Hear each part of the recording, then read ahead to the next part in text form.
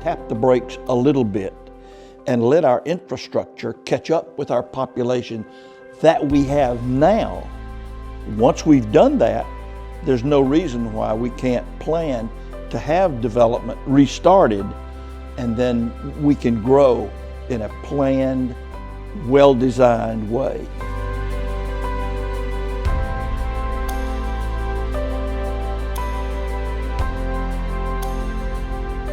Born in Pensacola, Florida, home of the Blue Angels.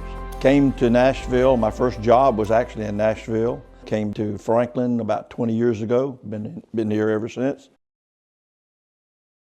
Well, first of all, we don't need to annex so much of its farmland. We're doing that. In fact, right now there's the attempt being made to annex about 300 and some odd acres to build into another development where the roads are not available to handle the traffic. If we want to remain a rural environment in an urban setting, we need to retain those farmlands one way or another. There are still people that want to be farmers. We can make that farmland available. We can retain that farmland and thereby retain the charm and character of this wonderful town that we live in.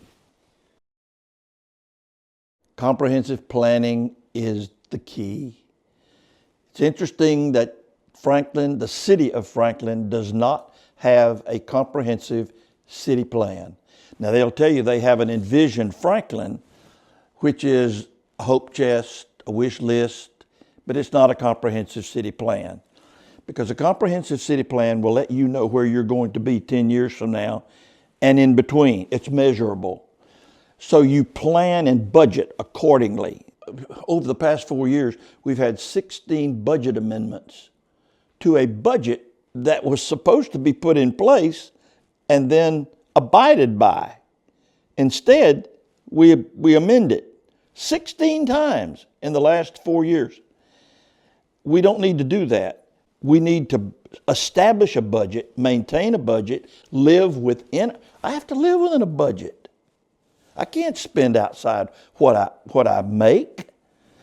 We need to do that as a city. We need to do it as a nation, for that matter.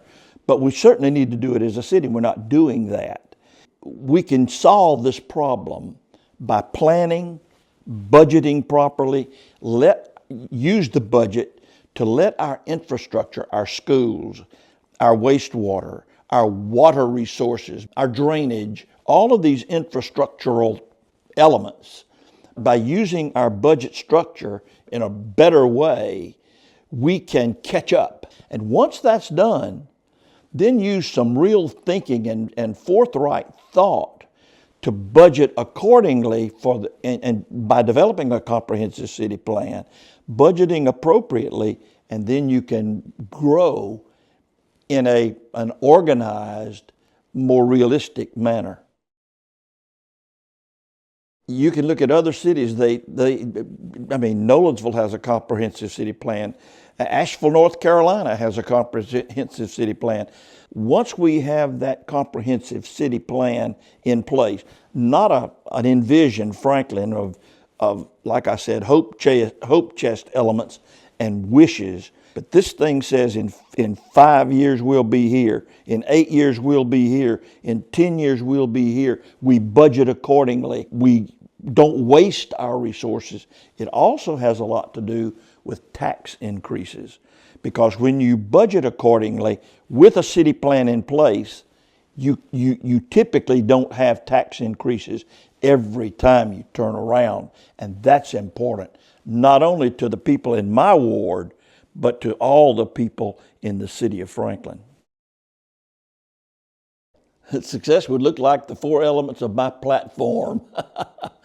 Planning before development, infrastructure before development, annexation. We need to cut back on the annexation. And then finally, budgeting. That budget is the final element. If I could attain common sense goals in each of those 4 areas, I would consider my aldermanship successful. So for the citizens of my ward, they can be assured I will return your call. I will answer your voicemail or your email. I will answer them. I will meet with you personally if you want to. They will have a voice in what I do, and I don't think they have that voice now. So I want them to have the chance to have the voice that they don't have now in making Franklin what Franklin should be